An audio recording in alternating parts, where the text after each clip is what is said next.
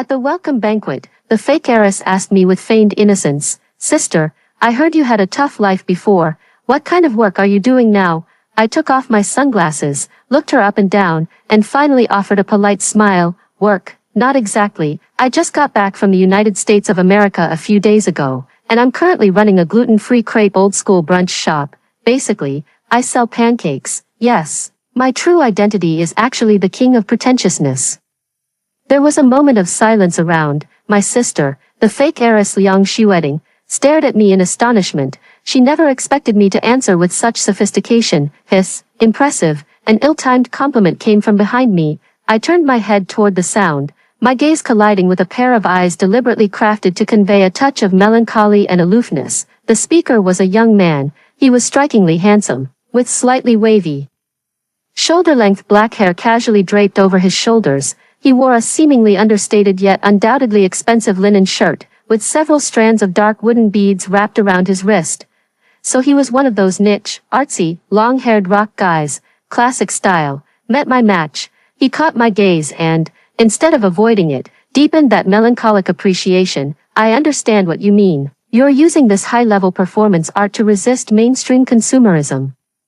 I smiled without a word, but silently rolled my eyes in my heart, loading. Who is this guy? Before I could ponder the origins of this artsy young man, my cheap brother Liang Xuanyan spoke up with a frown, his tone dripping with undisguised disdain. "What nonsense are you spouting again? What gluten-free? Aren't you just a pancake seller, trying to sound mysterious? Aren't you afraid of embarrassing yourself?" I shook my head disapprovingly. "Please call me the curator." "Okay, sorry.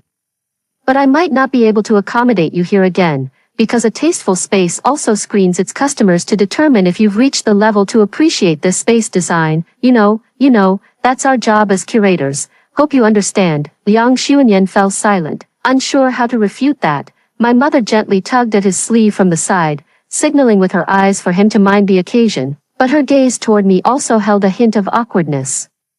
She declared with an undeniable tenderness, all right, you two sisters will have plenty of time to chat later. Since everyone is here today, let me make it official. Although Xueting is not related to us by blood, after all these years, she has long been closer than a biological daughter. From today onward, she is Ruoyun's rightful younger sister and the legitimate second young lady of our Liang family. No one is allowed to treat her with any disrespect.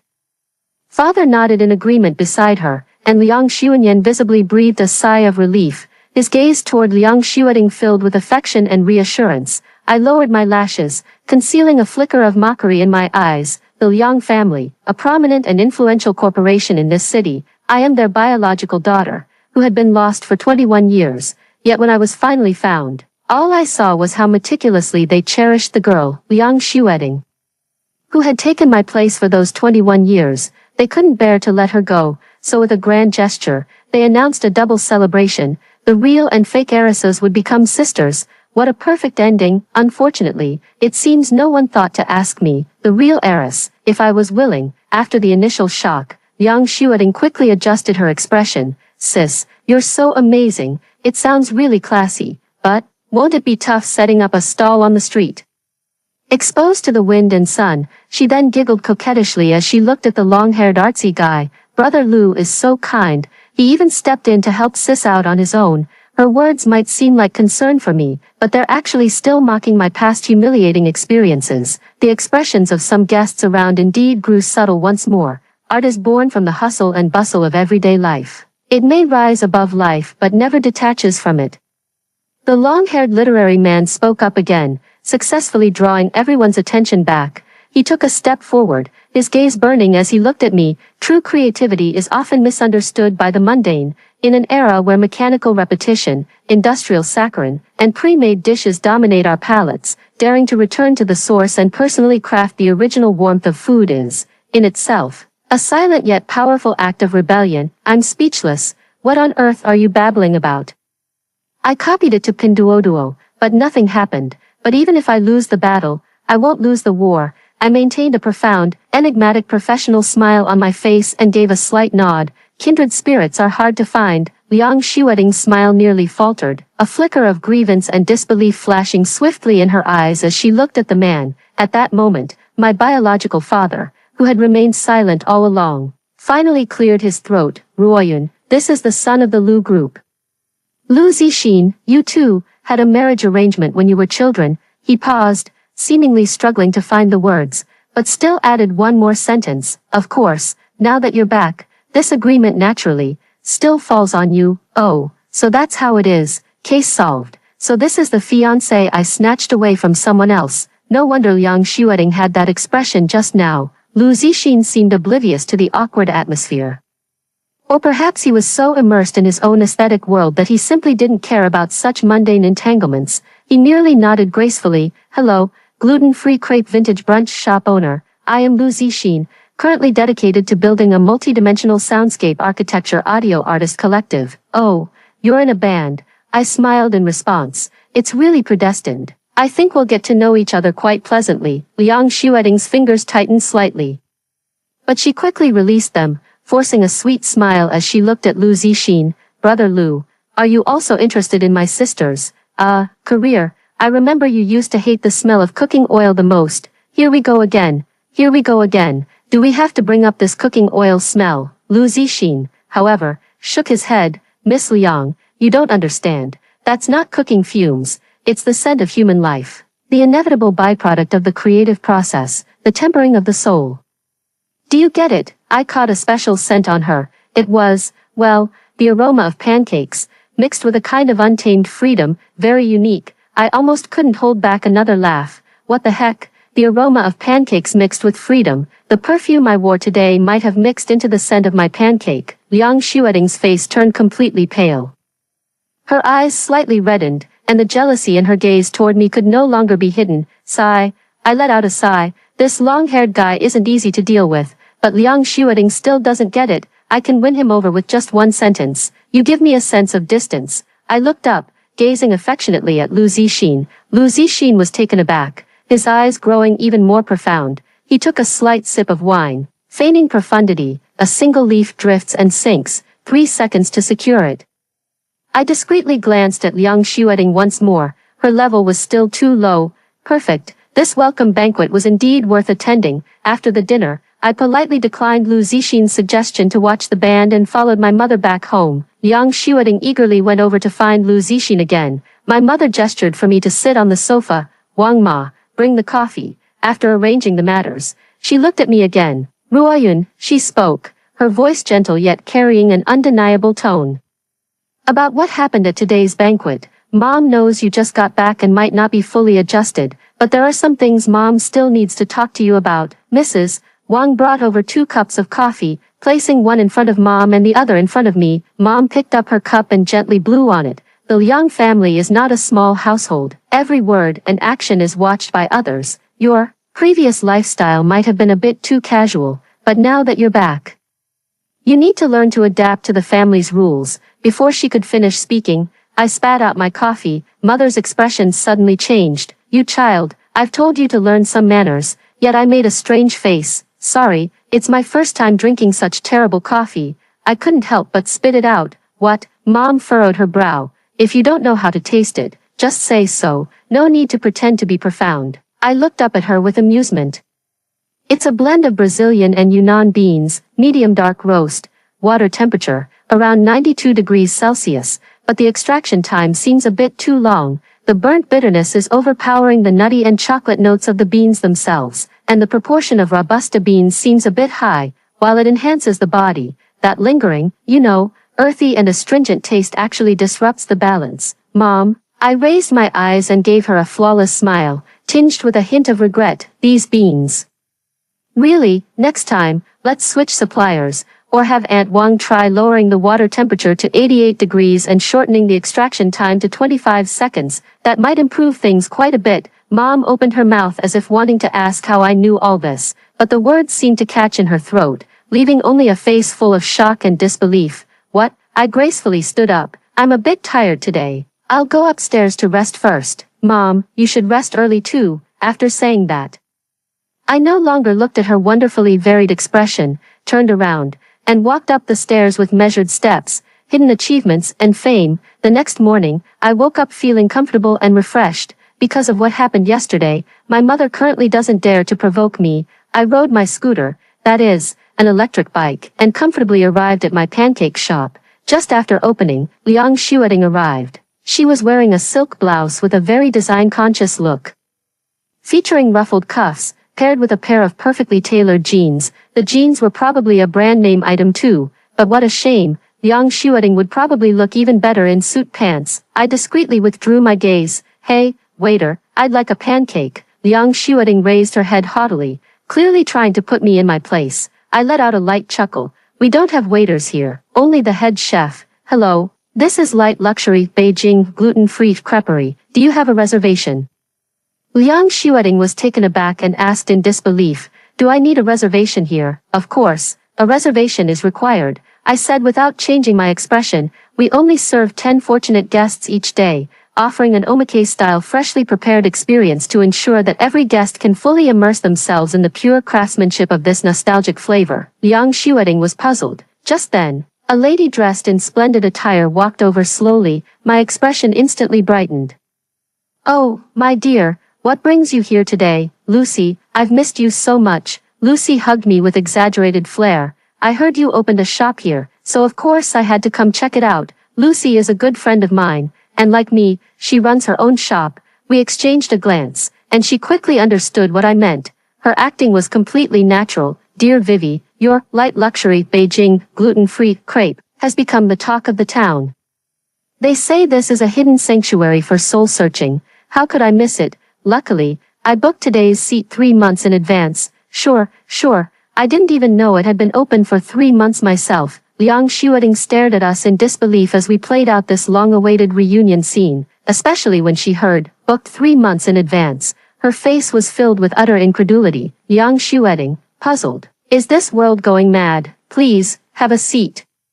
The exclusive spot has been reserved for you all along. I guided Lucy to her seat. Still the supreme, unbeatable pancake, of course. You know that's my favorite. I completely ignored Liang Xueting and began preparing Lucy's omakase artisan traditional flavor. The sizzle of batter hitting the hot griddle filled the air, steaming and fragrant. With practiced ease, I spread the batter, cracked an egg, and sprinkled green onions and sesame seeds, my movements flowing seamlessly.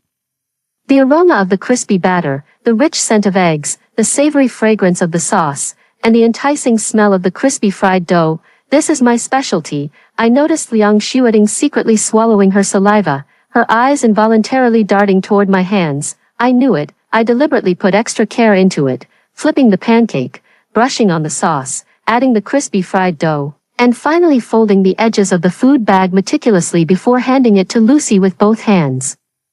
Please enjoy it at your leisure. I look forward to your tasting. Lucy took it and took an exaggeratedly small bite, then closed her eyes and let out an exaggerated sigh of admiration. Oh my God, this is the taste, primitive, pure, yet full of subversive creativity, this crispiness, the richness of the sauce layers. Vivi, you're truly a genius. I nodded with a smile. Liang Xueting finally couldn't hold back any longer. She swallowed hard. Boss, are you done now?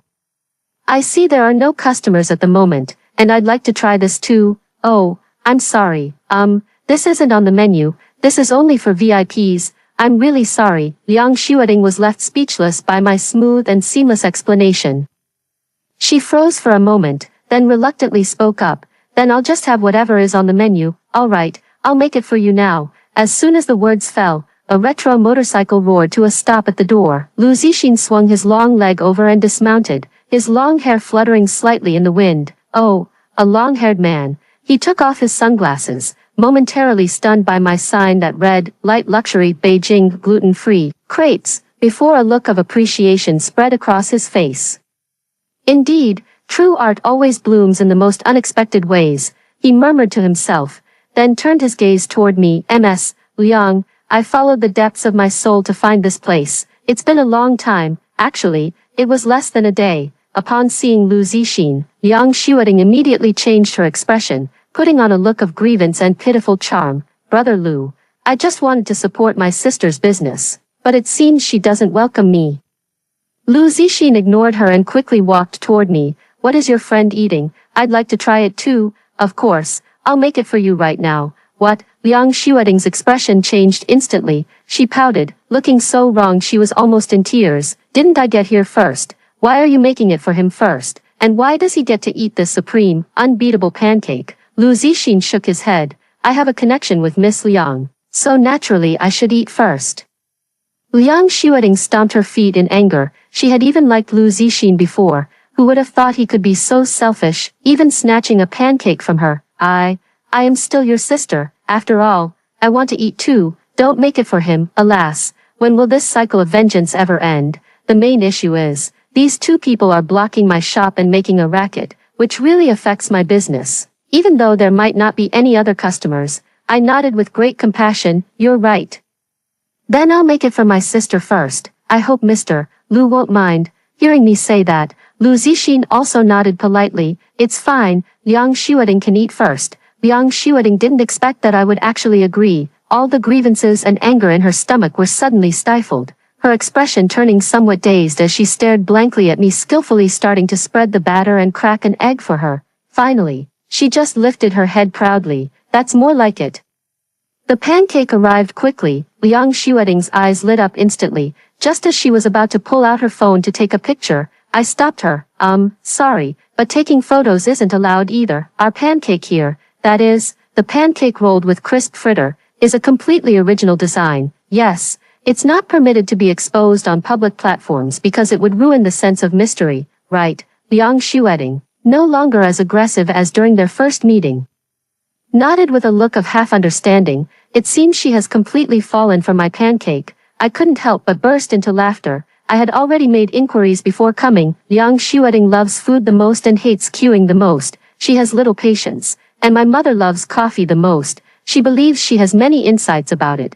My biological father is not important. The group is not under his control. As long as I can manage these few individuals, I will have a smooth path ahead. The owner of a gluten-free crepe vintage brunch shop, never fight a battle I am not sure of winning. As for my brother, there will be plenty of time to deal with him. Spoke too soon. I've been kidnapped. I woke up in a warehouse in the middle of nowhere. The kidnapper isn't here right now, and my hands are roughly tied with rope. That's beyond ridiculous. It's downright absurd. The warehouse door creaked open as two burly men dragged in a struggling figure, roughly shoving him to the ground beside me. Damn, where did this kid come from? He almost messed everything up. One of the kidnappers cursed angrily. Let's tie them up together to save trouble. They look delicate and tender-skinned, might even fetch some money. Another response. The person on the ground grunted, struggling to lift their head. Lu Zixin. How could it be him? The kidnapper confirmed that both of us were securely tied up and walked back to the door to stand guard. Lu Zixin leaned closer and let out a sigh.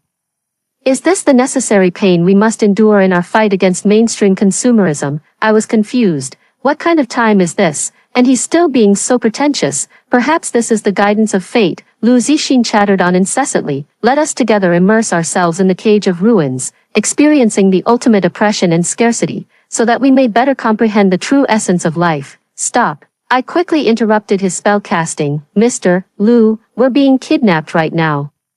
Let's be realistic and think about how to escape. Okay. Lu Zixin paused for a moment, finally returning to reality a bit. Kidnapped. That's normal. I was kidnapped once when I was a child. Oh really? I could see he was completely stuck and couldn't think of a way out, so I simply gave up too. Yes, actually, I'm very lonely. My parents are both busy with work, and I didn't have any friends when I was little. I grew up all alone.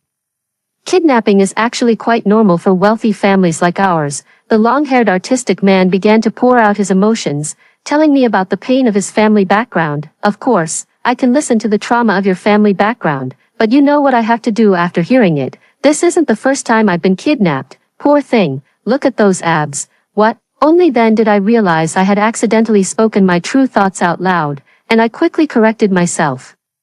I said, food, are you hungry? Do you want something to eat? Thank you, you're so kind, but I'm not hungry right now. My conscience ached for a moment, but only for a moment. Just then, footsteps and hushed voices came from outside the warehouse, as if more people had arrived. Lu Zixin and I exchanged a glance, temporarily halting our conversation, holding our breath to listen. The door opened again, and a man who looked like the leader walked in. He lowered his head, staring at me expressionlessly. Nice to meet you, Miss Liang. Someone paid to have you taken out, so it really was aimed at me. I politely replied, pleased to meet you. I am the only young lady of the Liang group. the proprietor of the gluten-free crepe vintage brunch shop, the philosopher of eggs, the stall queen of Peace Road and Financial Street, the golden-faced one, the Schumacher of the tricycle world. The leader was puzzled. Have you kidnapped this many people? I don't know why the leader is targeting me. Lu Zixin really was just accidentally dragged into this. How much did they pay you? Lu Zixin suddenly spoke up, his voice no longer the deliberately cultured tone from before, but cold and stern. The leader turned to look at him, a slight smile curling at the corner of his mouth. Are you planning to risk it all for the sake of a beauty, young Master Lu? Lu Zixin did not answer directly, letting out a light chuckle. For a beauty, perhaps, but more practically, I don't like making a loss in business, and I especially dislike being taken advantage of as an afterthought. The leader narrowed his eyes. Oh, what do you mean, Mr. Lu? The meaning is simple. Lu Zixin calmly met the leader's gaze. Kidnapping me was an accident, but it was also your biggest mistake. The cost of targeting a daughter of the Liang family who has just returned and may not be highly valued, versus targeting the confirmed heir of the Lu family. The difference is like heaven and earth. The price they paid you might be enough to buy her, but adding me, he deliberately paused. I'm afraid it wouldn't even cover a fraction. Are you and the people behind you prepared to face the full wrath of the Lu family? That's not something you can settle with just a bit of compensation. The leader's expression changed slightly. He clearly knew Lu Zixin's identity and was even more aware of the Lu family's capabilities. Kidnapping Liang Ruoyun and kidnapping Lu Zixin were two entirely different matters. He weighed the options with a grim expression for a few seconds before finally waving his hand and speaking to his underling. Untie young Master Lu. Let him go. The younger brother was taken aback for a moment, but still stepped forward to cut the rope binding Lu Zixin's wrist. Lu Zixin flexed her wrist but did not leave immediately. He glanced at me, still tied up, then looked back at the leader, his tone as calm and steady as ever. What about her? The leader sneered. Mr. Lu, I respect you as a member of the Lu family, but her, he pointed at me. My client specifically asked for her. Letting you go is already an exception. Our rules cannot be broken. The atmosphere grew tense once again. Before Lu Zixin could speak, I suddenly jerked my wrist, and the rope, which I had nearly worn through earlier while secretly using Lu Zixin to divert attention, snapped with a sharp sound. In one swift motion, I broke free from the rope and delivered a flying kick to the leader's face. If you can't understand human language, I also know a thing or two about force. Bang! A dull thud. The leader crashed heavily to the ground and passed out on the spot. Boss, the subordinate beside him was horrified. He snapped back to his senses and quickly pulled out a pistol, only to have it kicked out of his hand by me. Suddenly, the sound of an alarm blared from outside the door. Police, don't move. I was waiting for the police. What were you waiting for? Fully armed police officers rushed in, quickly took control of the scene, and handcuffed the three kidnappers on the ground. Immediately after, my mother and Liang Xueting anxiously ran over. Ruoyun, sister, are you all right? Seeing me standing there safe and sound, and Lu Zixin beside me looking completely unharmed, they all breathed a sigh of relief. Liang Xueting rushed over and hugged me tightly, her voice trembling with tears. You scared me to death. Thank goodness you're okay. Thank goodness you were smart enough to send a distress signal in advance. I awkwardly returned the hug. I never expected this fake heiress to be so deeply sentimental. What more is there to say? I'll give you my neighbor from Shandong next door. Liang Xueting also came to her senses and awkwardly let go of me. I was just in a moment of panic earlier. Don't get too full of yourself. I just smiled without saying a word. In the first 21 years before I became the real heiress, I wouldn't say my life was miserable, but it was definitely far from happy. My adoptive parents passed away early, so I lived with my grandmother. Grandma was a petite woman with little education. She set up a stall selling pancakes at the old street corner. Her skills were excellent. The batter mixed just right, the sauce was homemade, and the crispy fried dough was perfectly crunchy. The two of us, mother and daughter, made a living from this little stall. Life was frugal, but Grandma never let me go without food or clothing, doing everything she could to keep me in school. She often said, "Sweetheart, study hard, make something of yourself in the future. Don't end up like your grandma, spending a lifetime dealing with grease and smoke." But fate had a cruel twist in store for me. Just as I started high school, Grandma, worn down by years of hard work, fell ill and passed away before she could recover. I was left all alone, with that little pancake stall, a half-grown kid, guarding a stall that could earn a bit of pocket money. In a place as rough and tumble as Old Street, it was like a fat lamb falling into a den of wolves. There were all kinds of people, those collecting protection money, those looking for trouble, drunks trying to take advantage, you name it. At first, I was scared too. I cried in secret, holding my grandmother's photo, not knowing what to do. Once, a few thugs, drunk out of their minds, not only smashed the stall but also tried to get handsy. I don't know where the courage came from. But I grabbed the scraper for the batter and swung it, hitting one of them on the head. As expected, I got a good beating, and the stall was smashed to pieces. Even worse, that was my first time fighting back. Even though I failed, it taught me a lesson. Weakness only invites more bullying. Crying is useless. No one will let you off just because you're pitiful. I had no choice but to learn how to package myself, to make myself appear lofty and mysterious, so that no one could figure me out. Or learn to fight to the death, strike back without regard for your own life, and if you lose, try again. Only in this way, can I protect myself. So, I almost keenly discovered who in this family truly harbored ill will toward me. Those who know my whereabouts and are capable of kidnapping me are limited to just a few. I haven't been here for long and have hardly offended anyone, except for my brother, Liang Xuanyan. He has always portrayed himself as a doting brother, granting Liang Xueting's every wish, giving her beautiful clothes, designer accessories, checks, and the means to indulge in pleasure, but he never taught her. He indulged Liang Xueting's mischief, allowed her to act recklessly, and stifled her potential to become an heir. Unexpectedly, plans changed. Liang Xueting turned out to be a fake heiress, and since I, the real heiress, couldn't be easily figured out, he grew anxious, willing to take me out. It's terrifying. The wealthy families are truly as deep as the sea. I put on the most effective knuckle duster. Unlike me, who only knows how to throw punches, I slipped into Liang Xuanyan's room. He was still sound asleep. This was normal, because I had given him sleeping pills at night. Brother, oh brother, just be the soundly sleeping husband in the AV, to prevent him from suddenly waking up and making noise. I also stuffed his mouth with a towel. 20 minutes later, I emerged from Liang Xuanyan's room feeling refreshed and invigorated. The next morning, when everyone had gathered in the dining room for breakfast, Liang Xuanyan was nowhere to be seen. Liang Xueting stood up, frowning slightly. Why isn't brother coming down yet? I'll go wake him up. Maybe he's tired and wants to sleep in a bit longer. I casually agreed. That's true. Liang Xueting sat down again. Try today's coffee, my daughter. My mother placed a cup of coffee in front of me, her eyes filled with anticipation. I lowered my head to take a gentle sniff, then took a small, delicate sip. The aroma is very clean, with a distinct floral and fruity note. Did you change the beans? The water temperature is also perfectly controlled, extracting the sweetness and bright lemon-like acidity from the beans flawlessly, with a hint of black tea in the aftertaste. I looked up and gave my mom an admiring smile. Mom, the coffee you brewed today is really good. I love it. A smile also appeared on my mom's face. Is that so? That's wonderful. In this house, you're still the one who understands coffee best. When Liang Xuanyan came downstairs, what he saw was such a harmonious and joyful scene. His walking posture was slightly stiff, almost imperceptibly so, with a large bruise on his face and a split at the corner of his mouth. He looked so pitiful. Brother, you're finally up. You look terrible. Did you sleep poorly? Liang Xueting was the first to speak, her tone filled with concern. Liang Xuanyan opened his mouth as if to say something, then suddenly shot a venomous glare in my direction. I set down my coffee cup, met his gaze, and put on a perfectly innocent expression tinged with a hint of concern. Brother really doesn't look well. Did you have a nightmare last night? Or maybe you accidentally fell?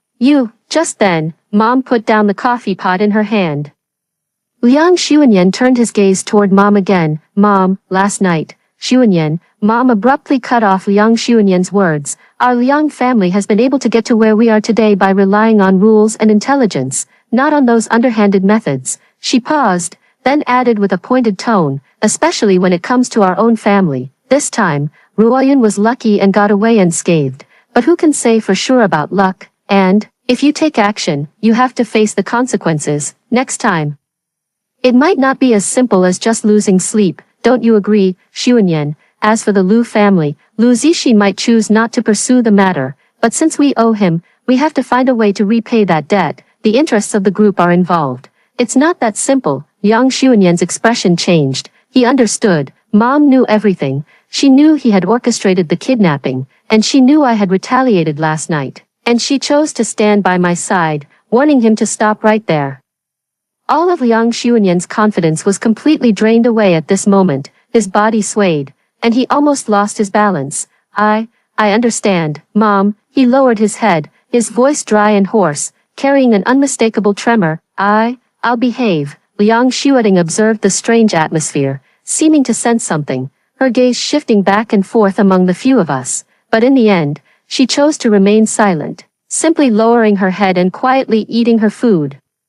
The wealthy families are truly terrifying. I sighed once more. The depths of a wealthy family are as unfathomable as the sea. It's okay, luckily I can swim, and I swim quite fast. Mom gave me a small share of Liang Xuanyan's stocks, silently allowing me into this big family. On the very first day of my new position, Lu Zixin showed up. He wasn't wearing his usual artsy linen shirt today. Instead, he had changed into a dark suit, with his long hair tied back, shedding some of his distant melancholy and gaining a sharper edge. Congratulations, Director Liang. He handed over a document folder regarding the soundscape design collaboration proposal for the cultural tourism real estate project in the western part of the city. The Lu Group has prepared a preliminary letter of intent. Please take a look, Director Liang. I was somewhat surprised that he had personally come to deliver the documents, but I accepted them nonetheless. Thank you, President Lu, for making the trip personally. You've worked hard. It's only right.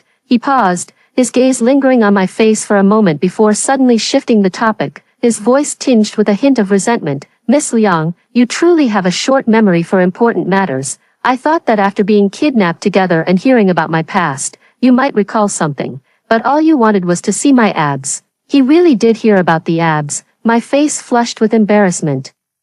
But I quickly calmed down. I just made a mistake that any woman in the world would make, and I didn't even look at his legs. But what have I forgotten? Seeing that I remained silent, Lu Zixin knew I truly remembered nothing, and his tone grew even more melancholic. The first time I was kidnapped in my life was when I was 8 years old, and I was taken to the East District. The East District, isn't that my home? No, I finally remembered, 12 years ago.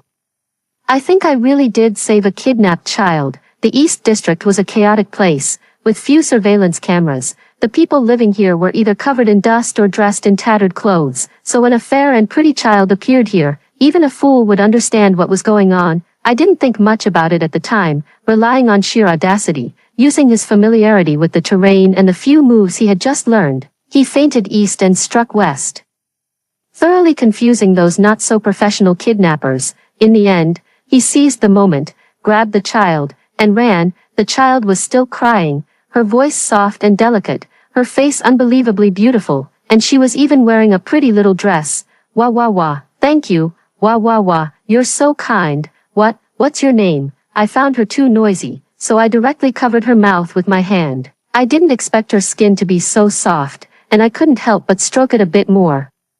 The child's eyes widened, and after 3 seconds of silence, she actively leaned her face closer. Go ahead and pinch it. Her voice was muffled, so adorable. Unfortunately, there wasn't enough time. After getting her to a safe place, I quickly slipped away, afraid of retaliation. In the end, I never told her my name. At that time, I was too busy taking care of myself to remember who I had saved. And I quickly put the matter out of my mind. Who would have thought that this child was Lu Zixin? But I remember I saved a little girl. She had her hair tied up, looked very cute, and she responded when I called her little sister. A faint, unnatural blush tinged Lu Zixin's strikingly beautiful face. He was uncharacteristically at a loss for words. Back then, I looked rather delicate. The kidnappers probably thought it would be easier to get rid of me that way. Since everyone knew a little boy was missing, a little girl wouldn't raise as much suspicion, so they put me in a dress and gave me a wig. What a clever kidnapper. And you ran so fast at the time. I didn't have a chance to explain. You called me your sister. I was terrified, and I thought you were so impressive. So whatever you said, I just went along with it and didn't dare deny it. Oh, I see. I fell silent for 3 seconds, then tried to make up for it. Actually, you do look really good with long hair. I know. Lu Zixin returned to the distant melancholy of our first meeting. Long hair is formal, aesthetic, and ideological. It signifies a challenge to the naturalness of both men and women, a challenge to gender identity, and ultimately a challenge to social conventions, philosophically speaking. It challenges taxonomy and essentialism. Long hair practices a deconstructivist repetition and difference. Oh, I see. I fell silent again. Actually, I like men who are 188 centimeters tall, lean and muscular, athletic, with a bad boy charm, wispy layered hair, street-style fashion, cool fair skin, half-rimmed glasses, Aries who love iced Americanos, a gentle voice, a small social circle, and strong moral values. Lu Zixin's defenses crumbled. I don't believe you. I flashed him a sly grin. Just kidding. That day I said I liked guys with long hair. I was really just into that face of yours, the one that looks like it's built for the core. The air went still for a moment. Lu Zixin took 3 seconds to accept this point of view. That works too. Do you want to have dinner together tonight? Of course it is. Dear Grandma, I'm doing very well here now. I hope you are too. After hearing the first story above, what are your thoughts? Feel free to share your opinions in the comments section. Next, there is another similar story. Let's continue to see. My foster father tricked me into going outside, deliberately leaving me in front of a raging fighting dog. I was bitten so severely that my nerves were severed, and I lost all sense of pain. After that, I became even more silent, like a doll that only followed orders. When my biological parents found me and brought me home, the fake heiress wouldn't let me in. Holding a fruit knife to her own wrist, if she dares to come in, I'll die right here, she sobbed with tears streaming down her face. But the knife only grazed the surface of her skin. I walked over expressionlessly and took the knife. Sister, let me help you. Then I precisely sliced open her artery, and blood gushed out. Mom and Dad both turned to look at me, their eyes filled with fear. The fake heiress, Gu Mingzhu, rushed to the kitchen and grabbed a fruit knife the moment she saw me. She pressed the tip of the knife against her wrist, crying as if her heart were breaking. If she dares to come in, I'll die right here. I've lived in this house for 15 years. Why should she come back and steal your love just like that? Mom panicked. Mingzhu, don't be impulsive. Let's talk this through calmly. What kind of monster is she? Look at her eyes. They're so terrifying. Gu Mingzhu forcefully slashed her wrist, only breaking the surface of the skin. A few drops of blood seeped out, and she cried out loudly. It hurts. I'm bleeding. Watching her performance, a command echoed in my mind. Die. She said she wanted to die. I walked over mechanically, reached out, and took the knife from her hand. What are you doing? Gu Mingzhu's eyes widened in shock. I didn't say a word, making a cut at the artery on her wrist. Sister, let me help you. Blood instantly gushed out, 10 times more than before. Gu Mingzhu let out a piercing scream. Collapsing to the ground and convulsing, Mom's face turned pale with fright. Ah, quick, call an ambulance. Dad rushed over and snatched the knife from my hand, his voice trembling as he asked, Ting, what are you doing? I looked at them calmly. It was an order. What order? Sister said she wanted to die, so I helped her carry it out. At that moment, my brother Gu Mingho rushed down from upstairs. He saw Gu Mingzhu lying in a pool of blood, then looked at me. His eyes filled with fear and rage. You monster, he roared, pointing at me. The siren of the ambulance grew louder, drawing nearer. I stood quietly beside the pool of blood, my hands stained with crimson. Mom asked me in a trembling voice, Ting, why did you do this? It was an order. I repeated those 3 words. Other than that, I don't know how else to explain it. In the hospital, Gu Mingzhu was undergoing emergency treatment. I was left alone in the emergency department corridor. Clutching an old music box in my hand, it was my only possession. The music box was already broken, its spring loose, only able to produce a fragmented melody, yet I kept winding the spring over and over, listening to that broken music. 3 hours later, the doctor walked out of the operating room. The patient is not in critical condition, but due to excessive blood loss, hospitalization for observation is required. Mom let out a sigh of relief, then walked up to me. She looked at my blood-stained clothes, both heartbroken and terrified. Ting, come home with Mom. Back at the Gu family home, there were still unclean bloodstains in the living room. Mom had the aunt clean up and sat down across from me. Ting, tell Mom, why did you hurt your sister? I looked at her and mechanically repeated, it was an order. What order? Who gave you the order? I couldn't answer, only lowering my head to fiddle with the music box in my hands. Mom's tears fell. Ting, what on earth have you been through? The next afternoon, Gu Mingzhu was discharged from the hospital. Her left hand was wrapped in thick bandages, her face pale, but her eyes were filled with venom. As soon as she saw me, she rushed over and snatched my music box. Monsters only deserve to play with trash. She lifted the music box and slammed it hard onto the ground. With a sharp crack, the music box shattered into pieces. The spring popped out and rolled far away. The delicate little dancer broke in two. I looked at the shattered pieces on the floor, but instead of crying or making a fuss, I crouched down. I began picking up the fragments one by one with my hands. The sharp edges cut my fingers, and blood dripped onto the floor. I showed no reaction and kept on picking them up. She's crazy, Gu Mingzhu screamed. Mom tried to pull me away, only to find my fingers bleeding profusely. In the struggle, my sleeve was pushed up, revealing shocking scars on my thin arm, knife wounds, bite marks, and cigarette burn scars, dense and shocking. Mom gasped. What are these? Dad also saw them. Take him to the hospital immediately. The hospital's test results left everyone in shock. The patient has complete analgesia, with severe damage to the emotional center. This is very rare, usually caused by extreme trauma. The doctor looked at my x-ray with a grave expression. Her nervous system has been artificially damaged. Someone deliberately severed her pain nerves. Mother fainted before she could hear the rest. Father's voice trembled. Who would do such a thing to a child? The doctor shook his head. In my 30 years of practice, I've never seen such cruel methods. It's a miracle this child survived. I sat on the examination bed, quietly listening to their conversation. The wound on my finger had been bandaged, and I felt no pain at all. When I returned home in the evening, I placed the fragments of the music box into a small container. Gu Mingzhu saw it and laughed triumphantly, still hoping to fix it. Dream on. That piece of junk should have been thrown away long ago. I didn't respond, just quietly gathered up the fragments. The next morning, news of Gu Mingzhu's hospitalization spread through the school.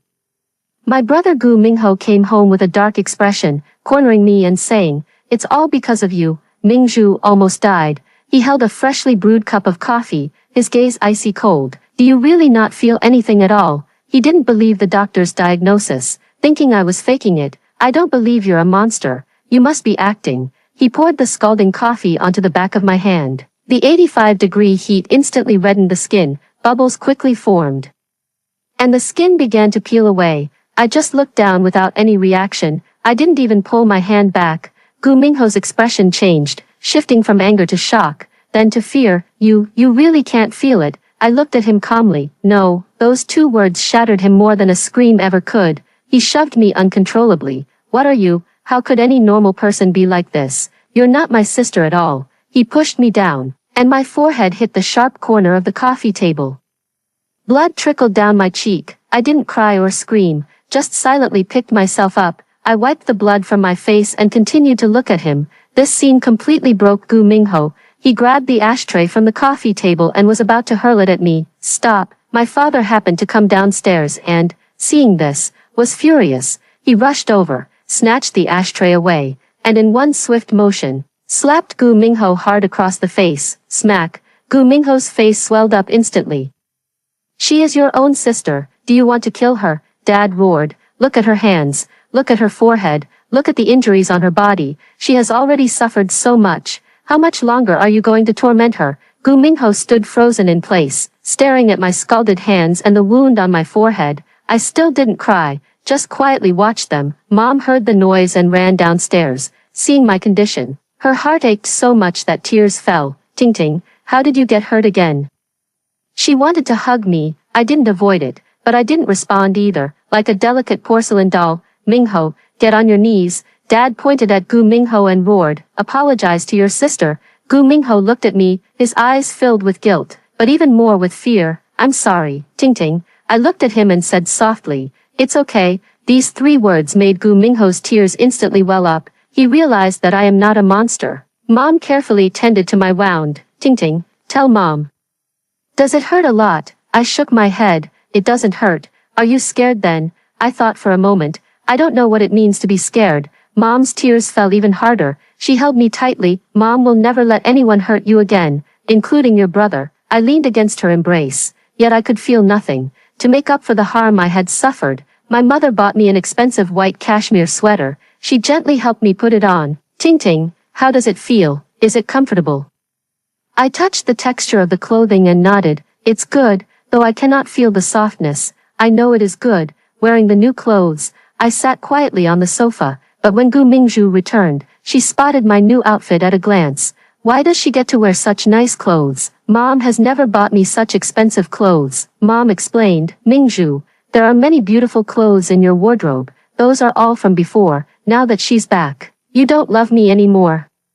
Gu Mingzhu grew more and more agitated as she spoke, tears and snot streaming down her face. I've been in this family for 15 years, and it's not worth even one day of her being here. She ran crying to the coffee table, picked up the paper cutter, and said, you don't deserve to wear such nice clothes. She rushed toward me, wanting to cut the clothes off my body. I didn't dodge, just watched her quietly. The sharp blade tip slashed back and forth across the clothes, and in the chaos, it stabbed into my shoulder. Blood instantly gushed out, staining the white cashmere sweater red. I looked down at the torn clothes and whispered, the instruction was, wear. The clothes are damaged, so the instruction has failed. What instruction failure? You're insane. Gu Mingzhu wanted to continue. Mom rushed over, snatched the knife away, and slapped Gu Mingzhu hard across the face. Smack. That slap was delivered with full force, sending Gu Mingzhu stumbling back several steps. Are you insane? Do you want to go to jail? For the first time, Mother revealed a fierce expression toward Gu Mingzhu. She is your sister, your own sister. How could you stab her with a knife? Gu Mingzhu covered her face, looking at her mother in disbelief. Mom, you hit me for her. You hit me for this monster. Yes, I hit you for her sake. Mom said without hesitation. If you dare hurt Tingting one more time, I'll send you to juvenile detention, from childhood to now. Mom had never been so harsh with Gu Mingzhu, let alone hit her. None of you love me anymore. She cried as she ran upstairs. Mom ignored her and turned to check my wound. Tingting, does it hurt? I shook my head, looking at the blood-stained clothes. The clothes are ruined. It's okay, Mom will buy you new ones. But this one is special. It was the first time I had actively expressed my emotions. Mom's tears fell again. Why is it special? Because it's the first piece of clothing Mom bought for me. Those words nearly broke Mom's heart. She held me tightly. Mom will buy you lots and lots of clothes. You will never lack for anything. But some things, once lost, can never be found again. My parents took me to the hospital to treat the wound on my shoulder. The doctor said it was fortunate that the bone wasn't injured, but stitches were needed. Throughout the whole process, I didn't make a sound. The doctor sighed in admiration. This child's endurance is truly remarkable. While we were away from home, Gu Mingzhu found all the pieces of the music box I had collected earlier. What's the point of keeping all this junk? She was going to use a hammer to completely destroy the fragments. Gu Mingho stood by and watched, not stopping her. Gu Mingzhu swung the hammer, smashing it down on the fragments. In the end, all the fragments turned into white powder on the coffee table. Then she will have no more thoughts. A monster does not deserve anything good. Gu Mingho looked at the powder and chose to remain silent. When we returned home, Gu Mingzhu looked innocent and said, Sister, you're back. I nodded and walked toward the drawer where the music box fragments were kept. The drawer was empty. I checked other possible places but couldn't find them anywhere. Finally, I spotted the pile of white powder on the coffee table. I realized it was a music box, and I reached out my bandaged hand, trying to cup the powder, but the powder was too fine, slipping through the gaps between my fingers. I made no sound, but a single tear slid from my hollow eyes. It was the first time I had shed tears since returning home, and the only time. Mom saw it and covered her mouth in shock. Dad was also stunned. Gu Mingho felt suffocated as he watched that tear fall from my eye. That teardrop seemed like an accusation, silently condemning. Tingting, Mom wanted to comfort me. I shook my head, my expression turning blank again. It's fine, it's been broken for a long time. Gu Mingzhu saw everyone's reaction. It's just some junk, isn't it? Why cry? She's a monster anyway. What does she want with a music box? Mom glared at Gu Mingzhu. Did you do this? What if I did? That junk should have been thrown out long ago. Mom wanted to hit Gu Mingzhu, but in the end, she held back, because she knew that no matter how she punished Gu Mingzhu, it couldn't bring back what I had lost. Gu Mingho walked up to me, his voice trembling slightly. Tingting, I'm sorry. I looked at him. Why are you apologizing? I should have stopped her. It's okay. It was already broken anyway. My forgiveness made him feel more guilty than my blame. The next day, He chased after Mom to ask about the music box's origin. What on earth is that thing? Why is it so important to her? Mom looked at his swollen eyes, knowing he hadn't slept well last night. Mingho, do you really want to know the truth? I want to know. I need to know what exactly Tingting went through. Tears began to fall from Mom's eyes. Tingting wasn't trafficked. She was thrown into hell.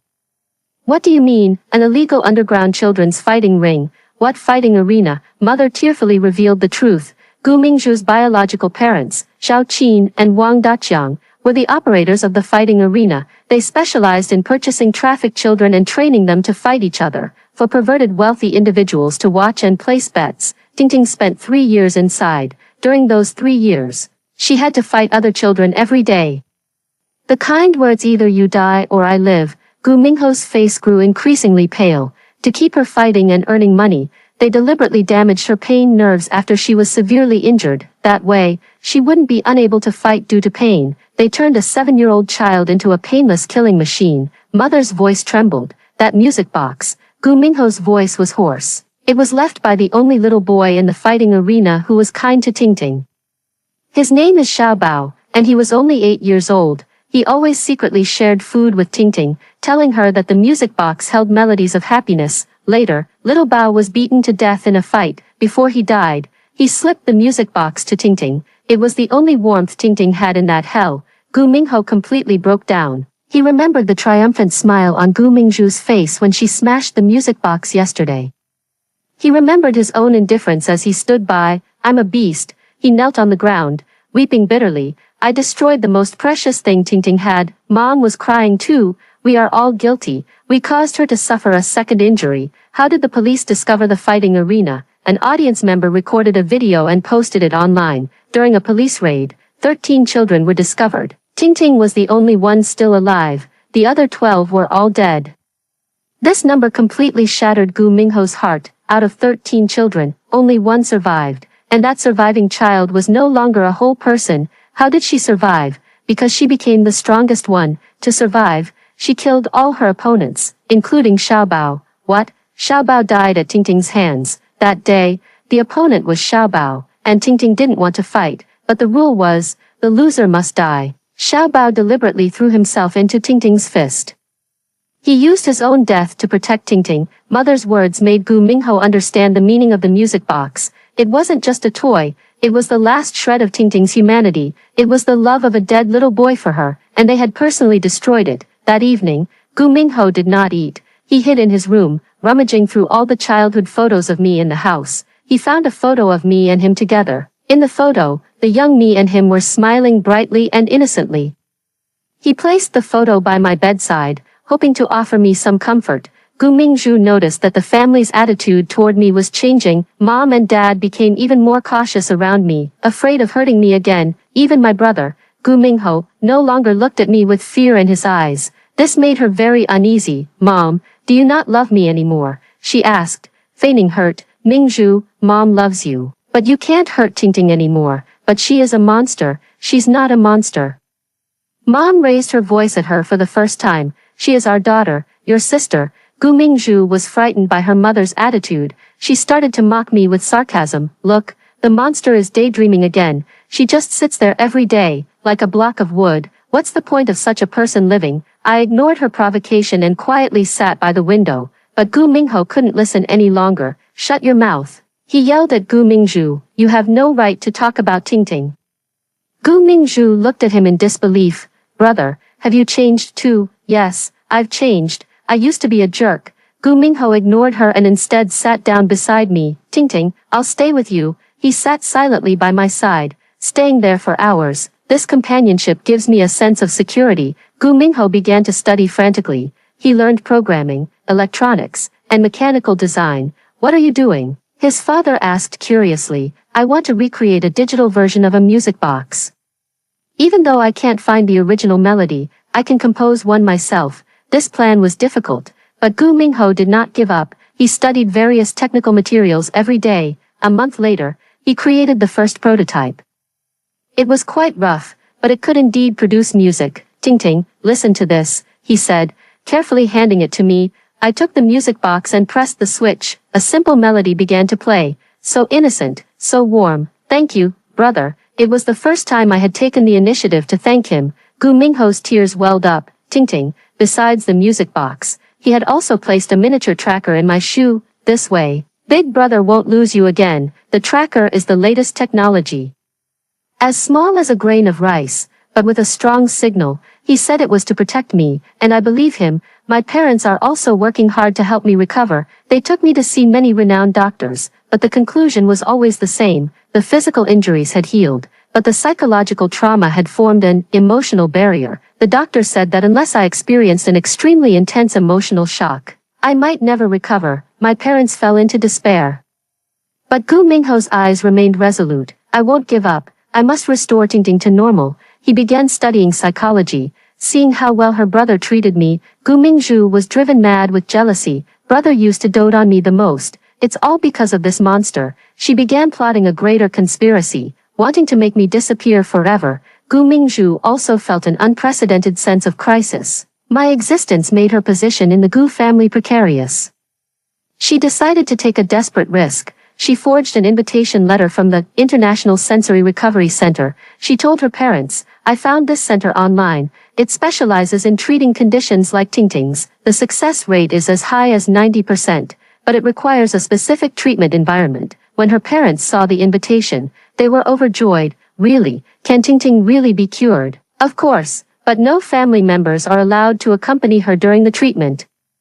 To avoid affecting the treatment outcome, I can accompany Ting Ting. In their desperation, the parents believed her words completely. Dad said, money is not an issue, we must cure Ting Ting. Mom said with tears in her eyes, Mingzhu, I'm entrusting Ting Ting to you. You are sisters. You must take care of each other. Gu Mingzhu agreed on the surface, but inside, she was sneering. The day before departure, Gu Mingho felt a bit uneasy. Mingzhu, are you sure this place is reliable? Of course it's reliable. If you don't believe me, check it yourself. Gu Mingho really went online to look up that center. It does exist and has a good reputation, but what he didn't know was that Gu Mingzhu was fabricating false information. Before leaving, I walked up to my brother. Brother, if I don't come back, you must take good care of yourself. Gu Mingho's heart tightened. What nonsense are you talking? You will definitely come back. He checked my tracker to make sure the device was working properly. Ting Ting, remember, no matter what happens, your brother will find you. I followed Gu Mingzhu into the car. After the car left the villa area, Gu Mingzhu revealed her true colors. She didn't head toward the airport but instead drove in the direction of the city's outskirts. Sis, the route doesn't seem right. I reminded her. That's correct. We need to go somewhere else first. She drove the car to an abandoned slaughterhouse.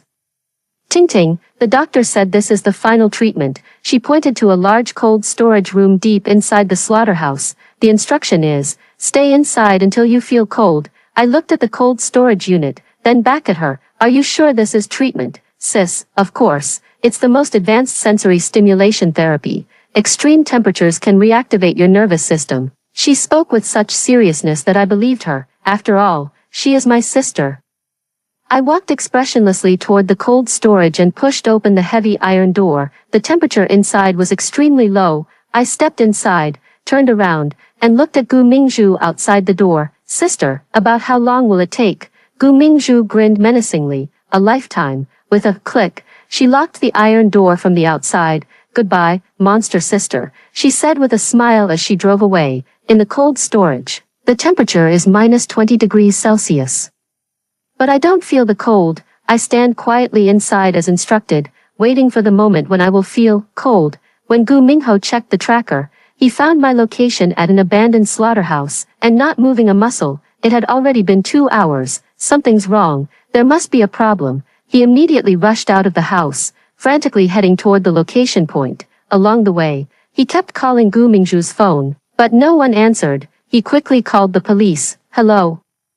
Is this 110? I need to report a case. My sister might be in danger. An abandoned slaughterhouse. Gu Mingho followed the location signal to the cold storage room. Ting Ting, are you in there? I heard my brother's voice. Brother, I'm here. I replied calmly. Are you okay? Are you hurt? No, I'm following orders. What order? Stay inside until you feel cold. Gu Mingho realized that this was no treatment at all. This was murder. He pushed the door with all his might. But it was jammed shut by steel bars and wouldn't budge. Ting Ting, hold on, I'll get you out right away. He ran to the car and grabbed his tools, crowbar, hammer, chainsaw. He had everything, but the cold storage door was too sturdy. The weather was already bitterly cold, and the abandoned slaughterhouse had fallen into disrepair over the years. The vibrations from his pounding on the door caused the building structure to loosen, with a sharp crack. The load-bearing beam of the doorframe snapped. Not good. Gu Mingho realized the danger, but it was already too late to dodge. A massive beam fell, striking his right leg squarely. He let out a cry of agony. The intense pain nearly caused him to lose consciousness, but he did not give up, enduring the pain as he continued to ram the door lock. Blood gushed from his leg, staining the ground red. Boom. Finally, the door opened, covered in frost, my face pale. I slowly walked out of the cold storage. When I saw my brother pinned under the steel beam, blood gushing out, something in my mind instantly shattered. With his last ounce of strength, he said, "Ting Ting, Big Brother is here to take you home." Those words, and the blood all over the ground, acted like a key, shattering every barrier in my mind. Pain, cold, fear, anger, sorrow, love, all the sealed sensations flooded in like a mountain torrent. I felt a piercing pain, not in my body, but in my heart. I felt a bone-chilling cold, from the inside out. I felt fear, the fear of losing a loved one, but the strongest emotion was rage, rage at Gu Mingzhu, rage at this world. I let out a scream, a sound so inhuman, so heart-wrenching, it was the total eruption of a decade's worth of pent-up pain and rage.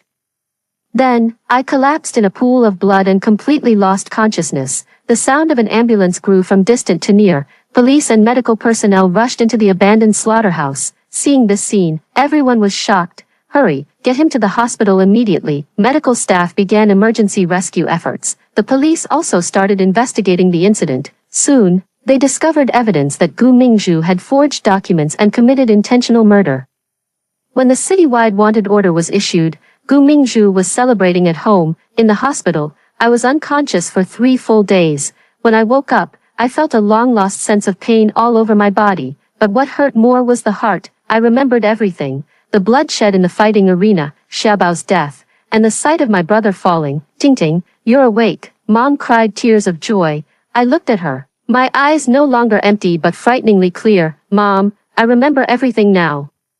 These words filled my mother with both shock and joy. "That's wonderful, you've recovered." But I didn't smile. "How is my brother doing?" I asked. Mom's expression darkened. "His right leg can't be saved, because it was compressed for too long. The nerves died. The doctor said amputation is the only option." Hearing this, my heart felt as if it were being torn apart. To save me, my brother lost a leg. And all of this was caused by Gu Mingzhu. "Where is Gu Mingzhu?" I asked calmly. She ran away. The police are looking for her." I nodded, but I already had a plan in mind. A few days later, I was able to get out of bed and walk around. The first thing I did was go see my brother. He was staring blankly at his empty right leg. When he saw me, he forced a smile. "Welcome home, Ting Ting." I knelt by his bedside, tears streaming down my face. "I'm sorry, brother. It's all because of me that you..." He patted my head and said gently, "One leg.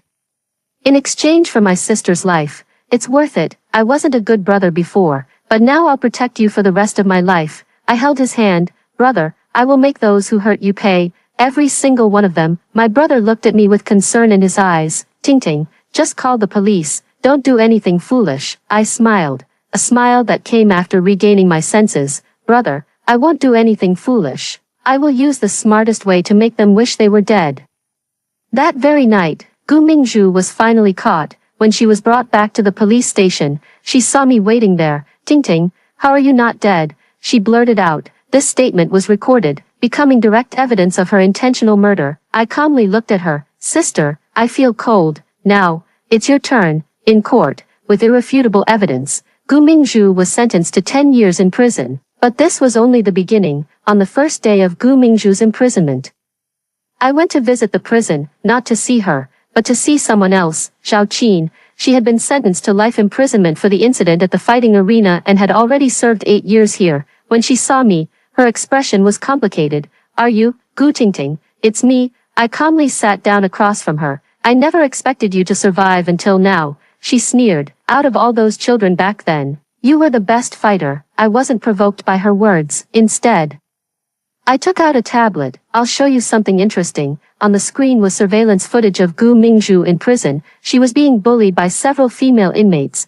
crying pitifully. Seeing this scene, Xiao Qin's face instantly changed. Who is this? Your daughter, Gu Mingzhu. She is also in this prison, right in the area next to yours. Xiao Qin's eyes widened in shock. How could she be here? Attempted murder, sentenced to 10 years. She had 15 good years with the Gu family.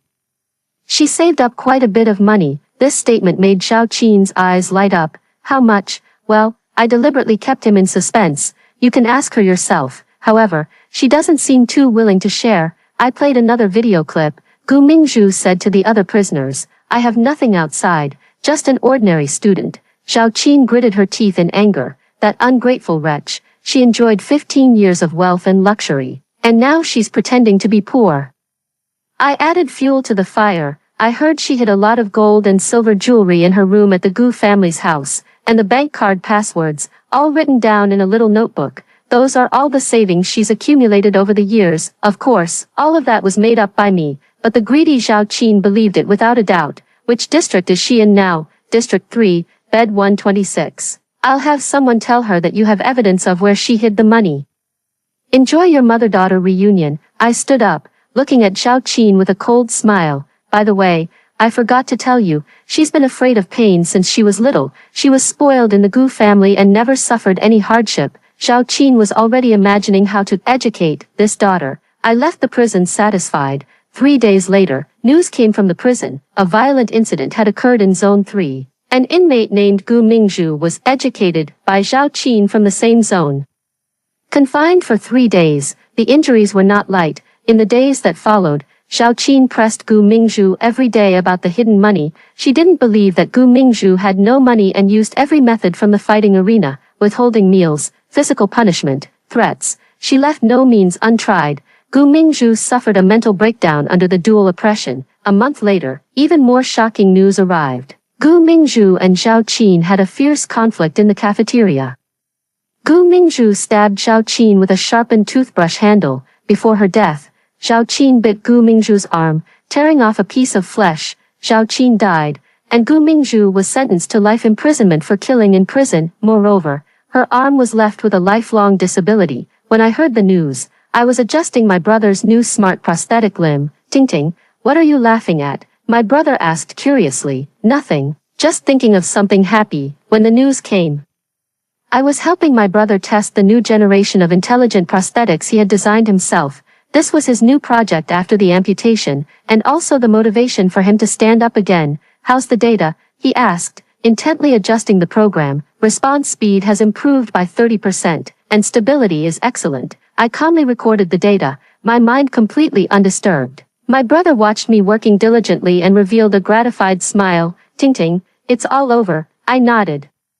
Looking at his focused profile as he studied, this was the first genuine smile I had since regaining my senses. Brother, your prosthetic limb could be patented. The market prospects will be very promising. A month later, we held a family meeting. My older brother voluntarily gave up his inheritance rights. I want to establish a smart prosthetic limb research and development company to help more disabled people like me. His parents fully supported his decision. What about the family business? Mom asked. I'll take over. I volunteered. Everyone looked at me, their eyes filled with surprise, but even more with support. Ting Ting, are you sure? It's going to be very hard, Dad said with concern. I'm sure. I want to use these resources to do something meaningful. 6 months later, I officially took over the Gu Group. The first thing I did after taking office was to establish a charitable foundation, named the Little Treasure Fund. It is dedicated to combating illegal child fighting worldwide. It also provides psychological and physical rehabilitation for the affected children. My brother's prosthetic limb company was officially established, named Rebirth Technology. It specializes in providing intelligent assistive devices for people with disabilities. The two companies became long-term partners. We siblings, one building barriers in the business world, the other pioneering new frontiers in the field of technology. Each has found their own light. In the first year of the foundation's establishment, we rescued 126 abducted children. We shut down 3 underground fighting arenas. Every time an operation succeeded, I would go to Xiaobao's grave to report. Xiaobao. Another child has been rescued. They won't have to struggle in hell like we did.